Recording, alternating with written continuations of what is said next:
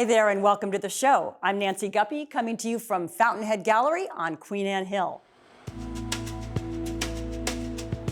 Founded in 1996 by Ron and Sue Peterson, Fountainhead is a lovely light-filled space with rotating monthly exhibits of work by local, national, and international artists.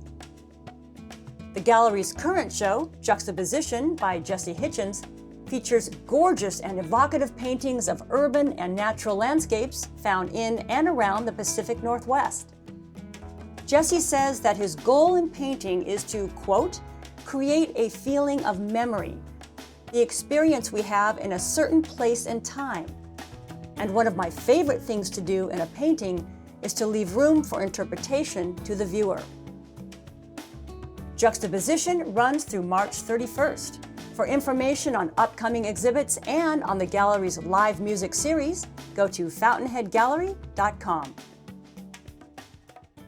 We have a great lineup for you, including bench jeweler Shayna Egan.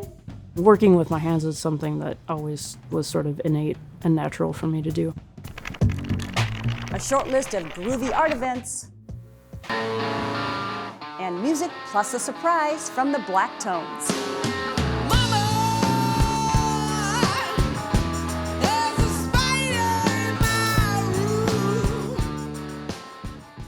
And we'll begin with a quiet and powerful artist residency on Vashon Island.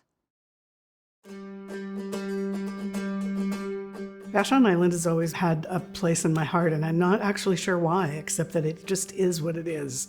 It's some kind of special sauce. And I have for a very long time wanted to start an artist residency on Vashon Island. It's not about doing it anywhere. It was really very much about doing it here.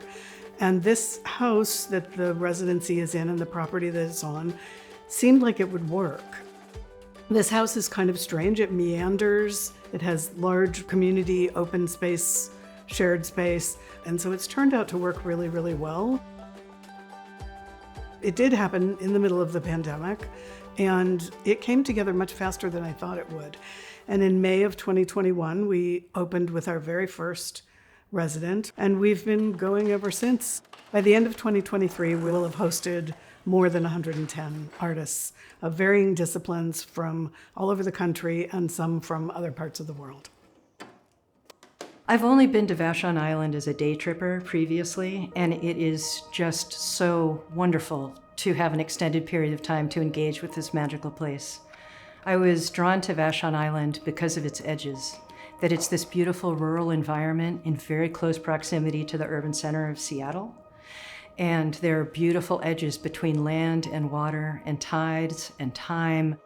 The work that I'm developing here examines the way that signals, light, and sound move through the landscape and waterways in and around Vashon Island. I never think of my music as something directly related to a place, and it's hard to know exactly where it comes from, but the space that I'm in sets the tone for my entry into the music. This thing that I'm starting to write, I think I'm writing it for a specific pianist, but I'll find that out as the process of the composing goes on.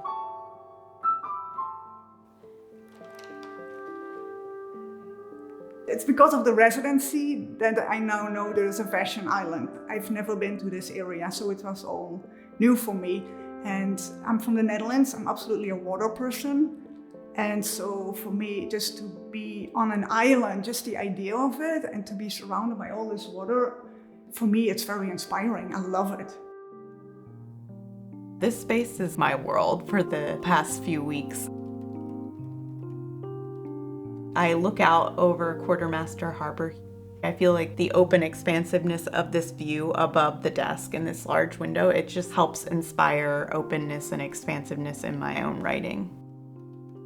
I've been thinking about my childhood and writing poems inspired from my childhood in Southern Virginia. And so this is a poem, it's an ode to a box turtle that I kept as a pet. Virginia, covenant quiet, you were a first love. How you could shut yourself in your own body and wait out the world.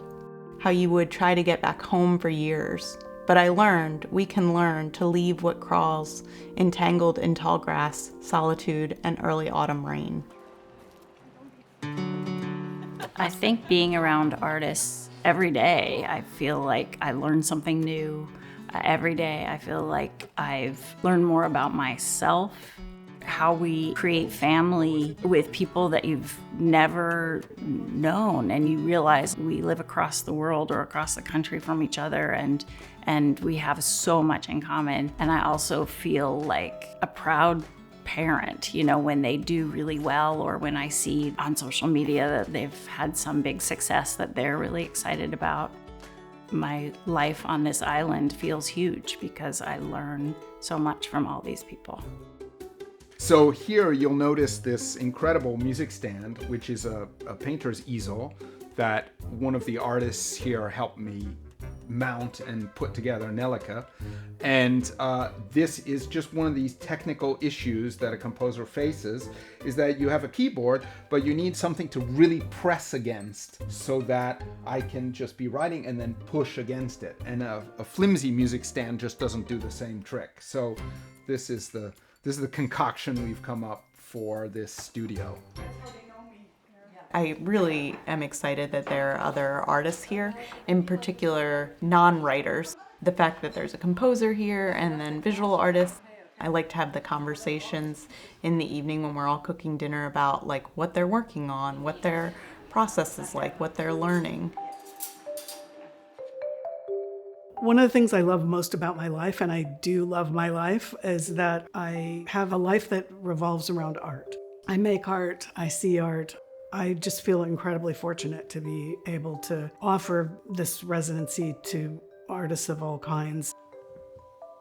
I was raised in a family that was very philanthropic. I'm also Jewish, and there is an overarching umbrella of both philanthropic ideals and the idea of tikkun olam, which is to repair the world. I really tried to approach each resident's experience here without expectation. What I want to make sure is that they feel comfortable and safe, and that they have the time and the space to do whatever they need to do. There are people who arrive here exhausted, just completely spent from whatever's been going on in their lives or whatever it took for them to get here. And there are other people who arrive just raring to go. So I think it's been really important to not have any expectation. That said, if I had any at all, they would always be blown out of the water. People make incredible art here, pretty much without exception. The real experience of them being here and being influenced by this place and making work here is always kind of magnificent.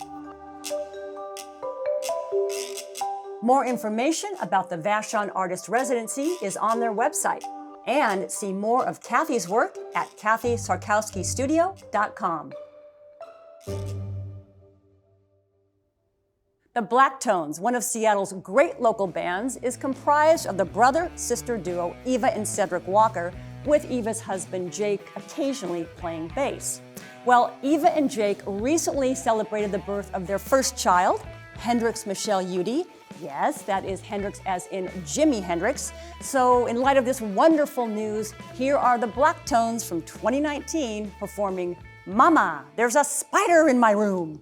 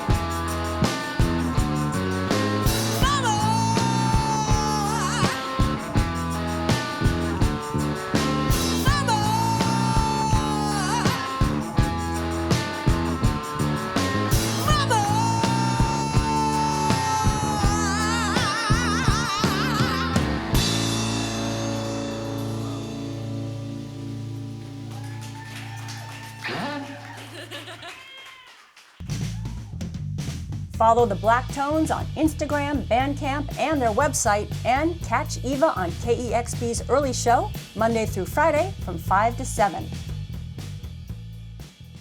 Next up, metalsmith and maker Shayna Egan.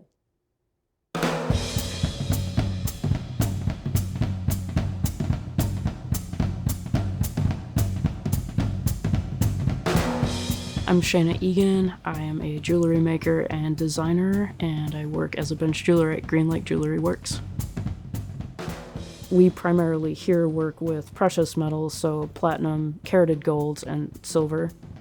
I don't think it's greatly different than other media. The fundamentals are the same, so composition, form, function, all of that remains the same. I was always encouraged to experiment and draw, so from the time I was very little and could hold a pencil and playing with Play-Doh, of course, things like that. Working with my hands is something that always was sort of innate and natural for me to do. Gosh, I've done a little bit of everything. Guitar tech is probably the most influential job I had just because it was very early in my career and kind of set me up for what I do now. I did that for almost 10 years.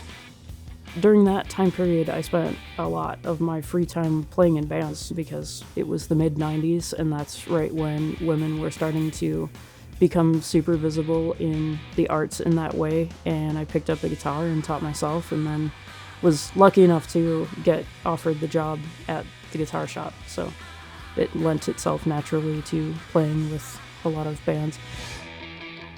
In 2016, I moved to Seattle and then went straight into bench work. Design was always of particular interest to me, just in general, like being in the world, working with objects or tools and coming across things that aren't designed well and being frustrated with the way they function or didn't function, and that being such a large part of what metalsmithing is. It sort of overlaps between design, conceptual art, and craft.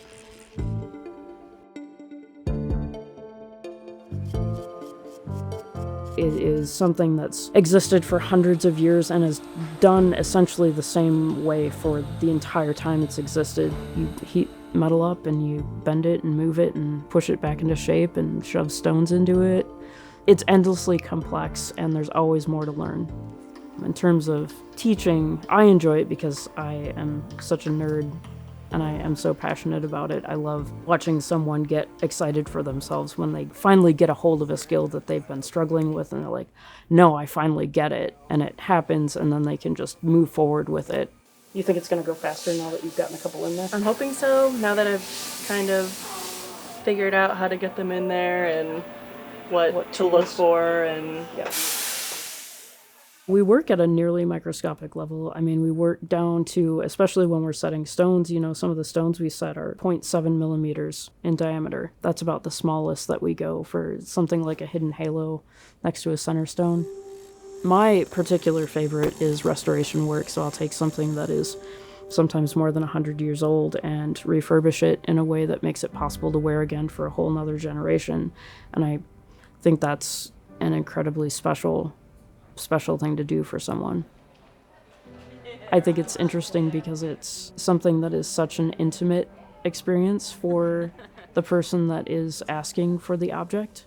It's something you wear in your body sometimes every day, and so that way I think it's different than other arts. I think that's one of the things that was most brought to my attention being in school, watching people grapple with how to combine craft versus fine art, where fine art is typically like in the vein of conceptual art, so lots of big ideas and then trying to make that come through in the object, whereas craft disciplines are more oriented towards the function of something. Finding an interesting balance between those two things and getting them to go together it's a puzzle and you have to figure it out every time. It is endless. You can keep going deeper on every level with it. You know, people spend their whole careers just dealing with gemstones or just with diamonds, or some jewelers are just engravers. They just embellish the surface of jewelry. I love to fabricate, so I love to take, you know, wire or sheet and turn it into something else, and in that way it is wonderful and terrible because you can never know all the things, but you always get to learn more.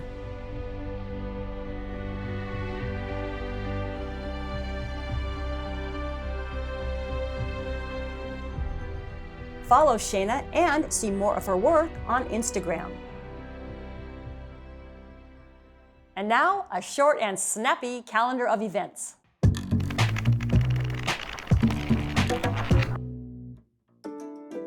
Uncommon Threads, a fiber arts experience curated by Mary Adams and currently at the Lynnwood Events Center, showcases 6 innovative fiber artists from around the world. Using a wide array of natural and synthetic materials, including recycled plastic, felted wool and silk, yarn, and dyed cheesecloth, these gorgeous artworks are a feast for the eyes. Uncommon Threads runs through June 14th with a Meet the Artists in-person event on Tuesday, April 9th.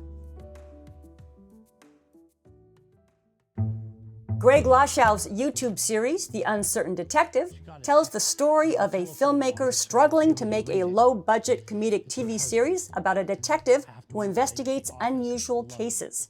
To save money, the filmmaker casts himself and his real-life wife and son in the series with funny and often moving results. Ooh, maybe you kill your husband with a big knife and then we see the blood dripping down. No, I'm not body. doing it. It's too gruesome. Come on. No.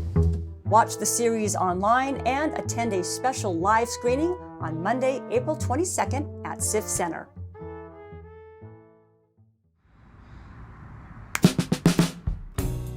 And finally, the mega-talented Stephanie Ann Johnson, currently on tour with their 2023 release Jewels, plays 2 nights at Dimitriou's Jazz Alley, April 9th and 10th. Don't miss this rare opportunity to experience one of Seattle's great musicians on the stage of one of Seattle's best live music venues.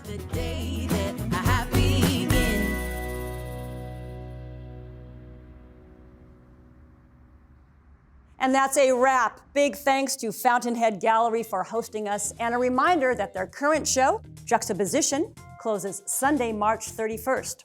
Among the Wildflowers, oil paintings by D. Jordan Parietti opens April 4th, and mark your calendar for the live in-gallery jazz concert featuring vocalist Eugenie Jones, happening Saturday, April 13th. And we're going to leave you with a charming educational music video created exclusively for Art Zone by Eva Walker, Jake Udy, and their sweet baby girl, Hendrix Michelle. So enjoy, and we'll see you soon. Hendrix, it's time to practice the alphabet.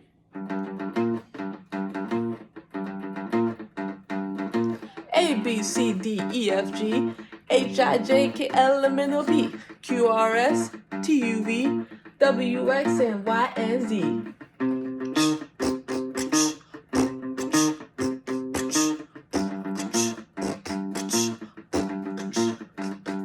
I was 12 years old, sitting in church, bored out of my mind, when I decided I'm gonna do something better with my time. So instead of sitting and listening to the choir sing another verse, I decided I'm gonna learn the alphabet in reverse.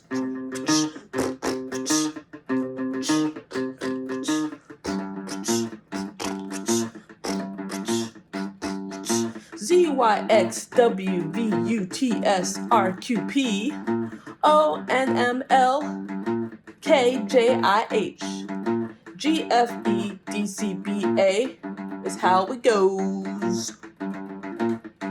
Now you know.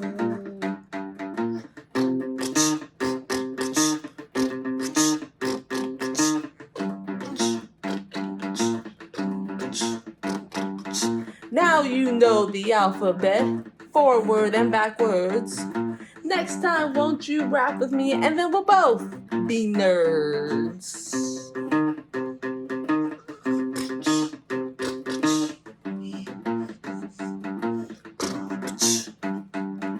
A, B, C, D, E, F, G, H, I, J, K, L, M, N, O, P, Q, R, S, T, U, V, W, X, and Y, and Z. Good job, Hendrix. Good job.